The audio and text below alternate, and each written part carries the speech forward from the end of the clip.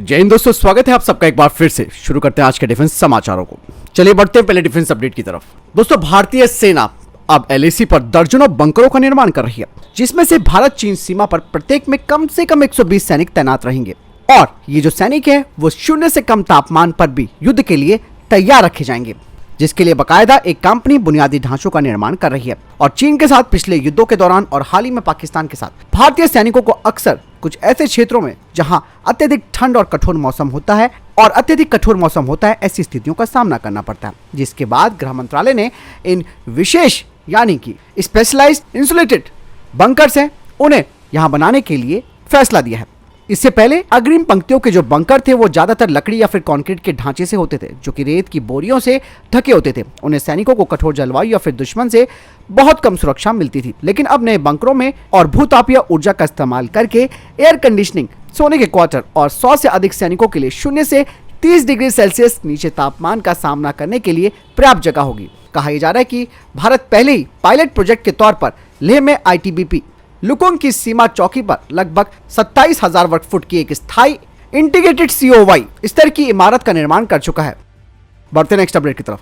भारत ने अब अपने दूसरे स्वदेशी विमान वाहक पोत यानी कि एयरक्राफ्ट कैरियर के लिए काम तेजी से शुरू कर दिया है। आपको बता दें कि भारतीय नौसेना ने तीसरे एयरक्राफ्ट कैरियर के लिए भारत सरकार को एक औपचारिक प्रस्ताव प्रस्तुत किया है और इस प्रस्ताव में जिसमें कि एक जहाज और दूसरा स्वदेशी निर्मित एयरक्राफ्ट कैरियर होगा। कई डिफेंस एक्सपर्ट्स का मानना है कि ये जो एयरक्राफ्ट कैरियर है वो हिंद महासागर क्षेत्र में प्रमुख सैन्य शक्ति बनने की भारत की महत्वाकांक्षाओं के लिए काफी महत्वपूर्ण है। एक मजबूत एयरक्राफ्ट कैरियर क्षमताओं के साथ एक मजबूत नौसैनिक उपस्थिति को इस लक्ष्य को प्राप्त करने में महत्वपूर्ण कारक के रूप में देखा जाता है। यह प्रस्ताव 2022 में भारत के पहले घरेलू निर्मित विमान वाहक आईएनएस विक्रांत के सफल कमीशनिंग के बाद आया है। जो तीसरा वाहक है यानी कि एयरक्राफ्ट कैरियर है वो अपने मूल डिजाइन में यानी कि आईएनएस विक्रांत के समान होने की उम्मीद है इसकी, लेकिन इसकी लिफ्टों पर बड़े विमानों को समायोजित किया जा सकता है, जिसके लिए इसमें कुछ सुधार किए जाएंगे। इसके अलावा डिजाइन को भविष्य में हाई एल्टीट्यूड लॉन्ग एंड्योरेंस यानी कि हेल मानव रहित हवाई वाहन यूएवी के ऑपरेशन की सुविधा के लिए भी अनुकूलित किया जा सकता है। अब तीसरे एयरक्राफ्ट कैरियर के प्रस्ताव पर भारत सरकार के फैसले का इंतजार है। यदि मंजूरी मिल जाती है तो ये परियोजना भारत की नौसैनिक शक्ति को मजबूत करने और इंडियन ओशियन रीजन में अपने रणनीतिक हितों को सुरक्षित करने में बड़ी भूमिका निभा सकती है। चलिए बढ़ते हैं नेक्स्ट अपडेट की तरफ। आईडेक्स चैलेंज के तहत रक्षा मंत्रालय ने अब एक ऐसा एंटी ड्रोन सिस्टम बनाने का चैलेंज दिया है जिन्हें कि आर्मर्ड व्हीकल्स पर इंटीग्रेट किया जाएगा, वो भी उनमें बिना किसी कोई ज्यादा परिवर्तन किए बिना, क्योंकि ड्रोन अब तेजी से एक प्रमुख खतरा बनकर उभर चुके हैं। ये ड्रोन न केवल खुफिया जानकारी इकट्ठा करते हैं बल्कि निगरानी और इवन लक्ष्य तक को भी खत्म कर सकते हैं।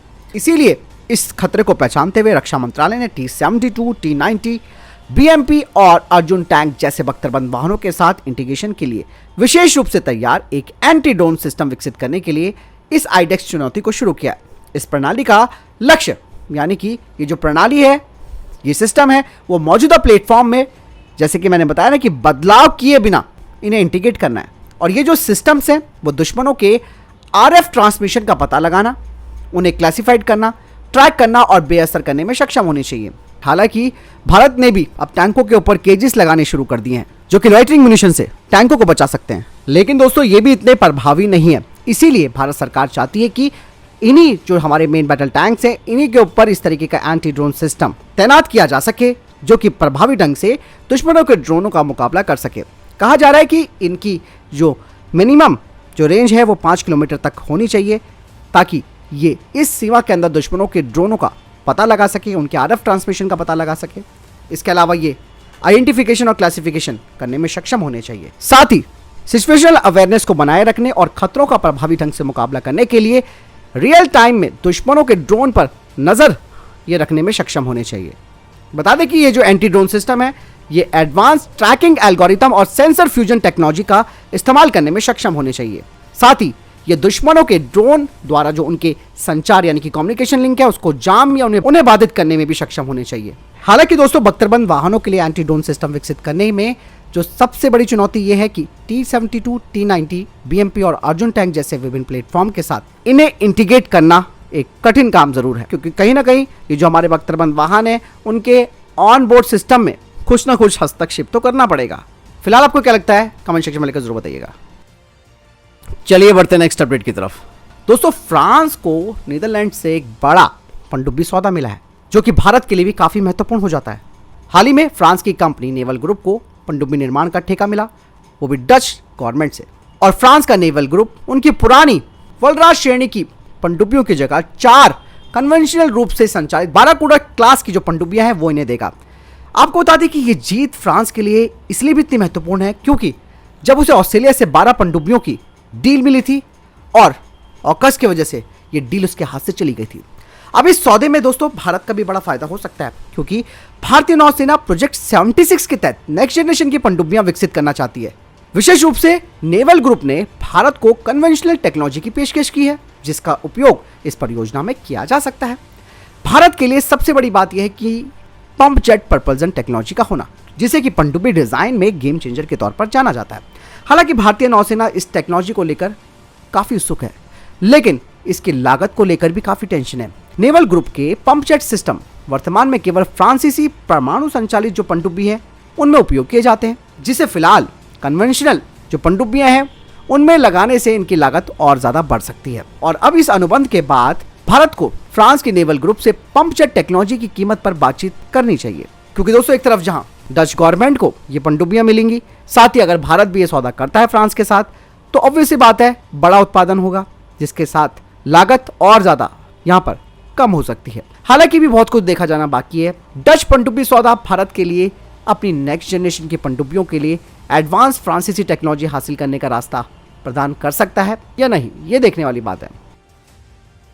चलिए बढ़ते नेक्स्ट अपडेट की तरफ। दोस्तों रक्षा मंत्रालय ने भारतीय सेना के लिए canister launch anti armour loiter munition यानी कि क्लैम सिस्टम की खरीद के लिए एक वैश्विक टेंडर प्रक्रिया शुरू की है, जिससे साफ तौर पर पता चलता है कि भारत अपना जो फोकस है वो एडवांस वेपन सिस्टम्स को लेने में और बनाने में कर रहा है।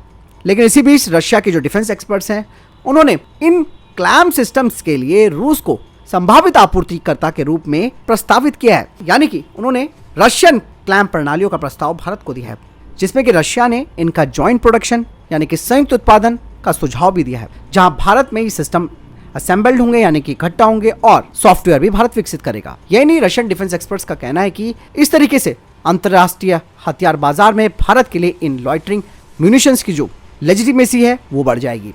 लॉइटर म्यूनिशंस जिन्हें कि unmanned aerial vehicles with loitering क्षमता के रूप में जाना जाता है, ये युद्ध के मैदान में महत्वपूर्ण फायदा देते हैं। ये लंबे समय तक हवा में रह सकते हैं, निगरानी कर सकते हैं और सटीकता के साथ लक्ष्य पर हमला कर सकते हैं।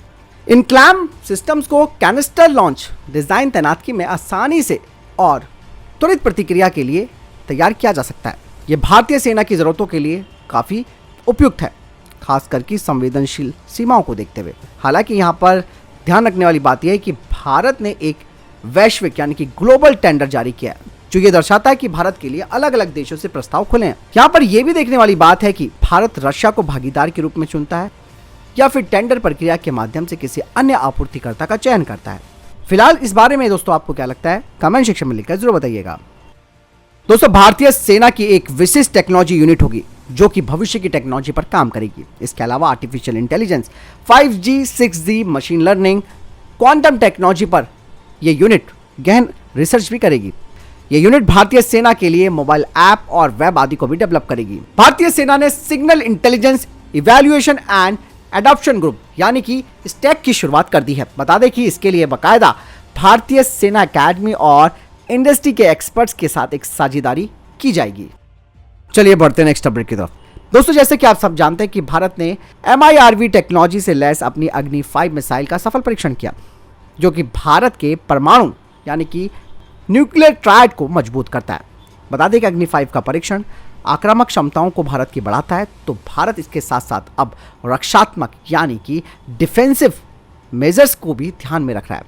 फेज 1 BMD की तैनाती के बाद भारत अब सक्रिय रूप से फेज 2 प्रणाली और उससे आगे का विकास कर रहा है। बता दें कि भारत के BMD में एक और प्रमुख अवधारणा MIRV टेक्नोलॉजी की होगी, जिसमें कि कई यानी कि मल्टीपल छोटे और सिंपल काइनेटिक वाहन होंगे और ये जो MKVs हैं वो छोटे और तेज इंटरसेप्टर के स्वॉर्म्स का प्रतिनिधित्व करते हैं और एक सिंगल कैरियर व्हीकल अपने साथ कई मल्टीपल किल व्हीकल्स हैं उन्हें ले जा सकता है इंटरसेप्शन फेज के लिए, यानी कि सिंगल कैरियर व्हीकल मल्टीपल किल व्हीकल्स को लॉन्च कर सकता है इंटरसेप्शन फेज में, और हर किल व्हीकल स्वतंत्र रूप से दुश्मनों की बैलिस्टिक मिसाइल टारगेट्स को खत्म कर सकता है, साथ ही इनके डिकॉय टारगेट्स को भी। और भारत पहले ही BMD कार्यक्रम के दूसरे फेज का परीक्षण कर चुका है। हालांकि ये बात अभी क्लियर नहीं है कि मल्टीपल किल व्हीकल यानी कि MKV फेज 2 कार्यक्रम का हिस्सा होंगे या नहीं, लेकिन अभी इस पर विचार चल रहा है।